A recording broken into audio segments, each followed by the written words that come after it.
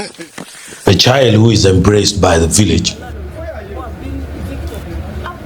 A child who is not embraced by the village will burn the grass thatch house to enjoy its warmth.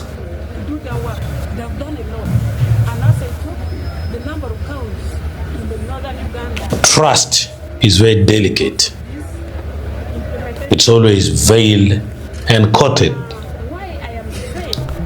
But once trust is gone, you can never recover it.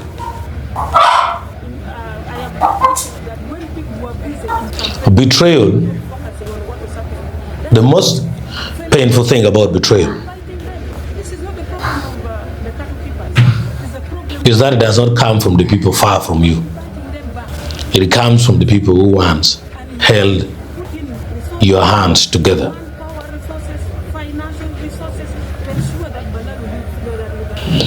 The darker the night,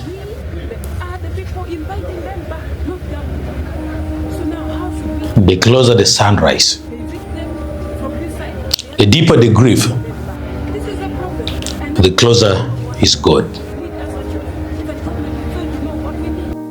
What are we talking about here, guys?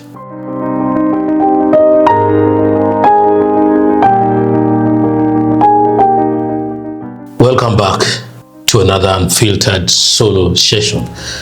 If you have been tracking the political airwaves, today, Saturday, June 27, 26, your Joe might still be on the floor. Just a few weeks ago, Honorable Beatrice Akori, the woman MP for Gago, took over the massive docket of Minister of State for Northern Uganda, fresh in office, but she just dropped a bombshell statement that has sent shockwaves from Amoro to Kitgum and straight down to the community radio stations in Gulu. Akori publicly claimed that it was the Acholi people themselves who invited the Balaalo nomadic pastoralists back into the region during the recent election period. Hold on, pause the tape. We need to put this under serious and blinking scrutiny. Let's break down the math, the mechanics, the money, and the deep undercurrents of what is actually happening to our land. You need to first watch the clip posted by Daily Monitor right here.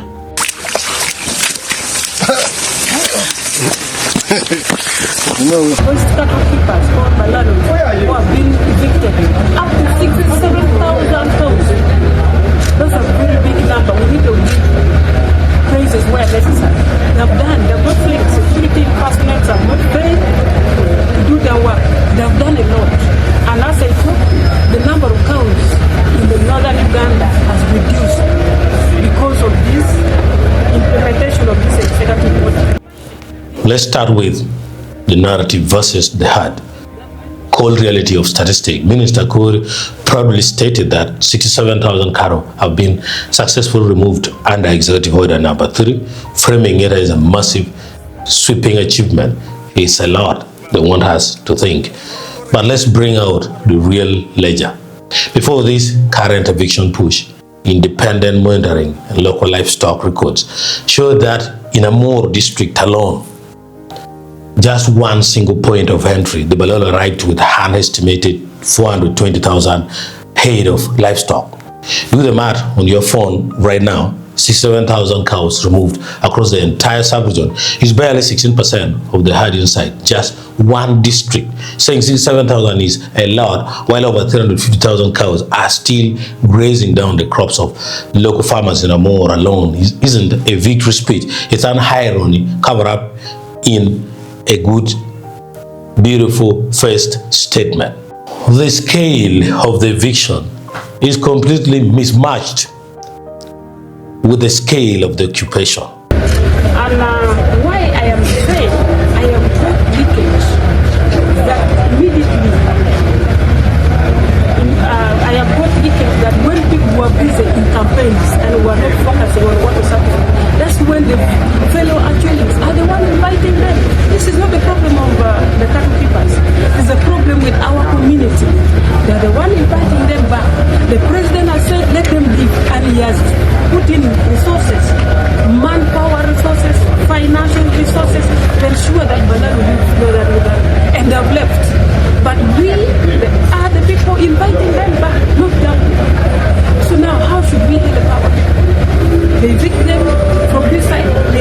you're inviting them back.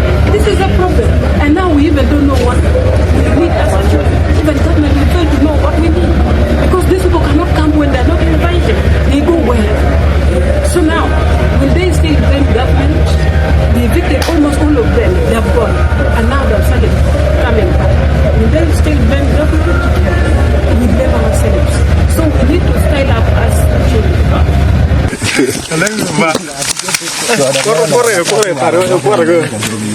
So, is it true? Did the Acholi community collectively open the gates and say, welcome back, bring the herds? Highly unlikely. And here's why. To understand why herders are sliding back across the Nile, you have to look at the nature of the people doing the selling or leasing. The verification exercise of who actually owns this land or how it was sold hasn't even been completed. The locals who are allegedly inviting them back are often vulnerable communities, individuals operating under immense economic pressure, or who was their frontmen.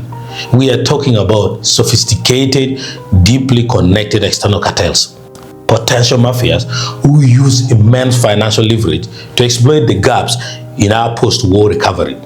The average Acholi peasant whose livestock depends on subsistence farming isn't inviting thousands of cattle to trample their cassava, maize, and simsim fields. If Akori truly believes there is an internal syndicate of local saboteurs and herders actively breaking a presidential directive, why didn't she use a massive media platform today to issue a blistering direct warning to them? Why the soft blanket blame on the Acholi instead of announcing standard ironclad enforcement protocols?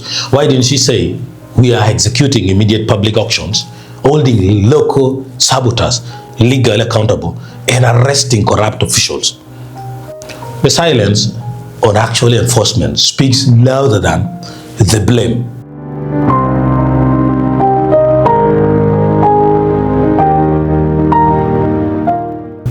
Look, let's dig to the bedrock of this issue. When politicians start blaming local communities for their own displacement during election cycles, it's almost always a smoke screen to deflect from three major systemic issues facing the greater northern Uganda right now. The fragility of post-war recovery. Decades after the conflict, families are still trying to rebuild economic stability. Land is the only true asset left. Using economic vulnerability to clear the way for massive corporate-scale cattle ranching isn't a free market transaction. It's predation.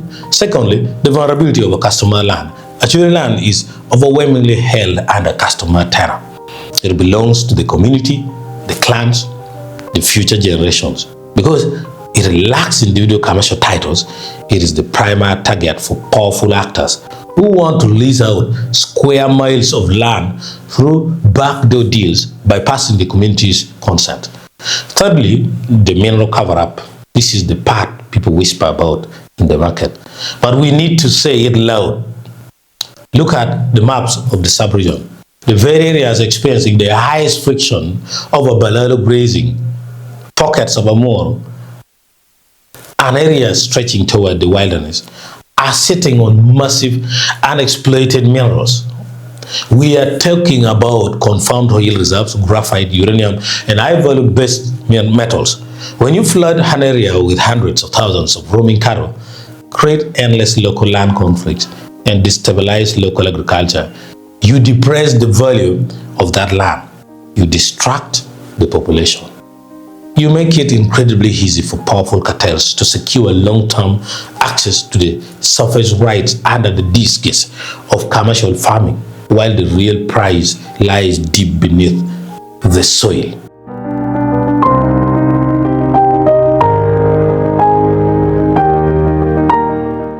Minister Beatrice Akori is one of her own from Agago. She knows the pain of this soil, but stepping into a ministry and immediately pointing the finger back at a community that is actively watching its food security trampled by unregulated herds, that is not leadership. That is political convenience. Instead of lecturing the victims about who they invited during an election, the ministry needs to give us a real, transparent audit. Show us the verification logs, tell us who exactly approved the veterinary movement permits for 420,000 cows. Name the powerful individuals backing these ads. Until the ministry addresses the corruption, protects customer land rights, and stops treating a 16% eviction rate like a historical victory, the people of Northern Uganda will keep asking the hard questions, and we will be right here to broadcast them. And even if you pay other people to talk what they can talk on the issue of land, even the spirit will fight you. Thank you.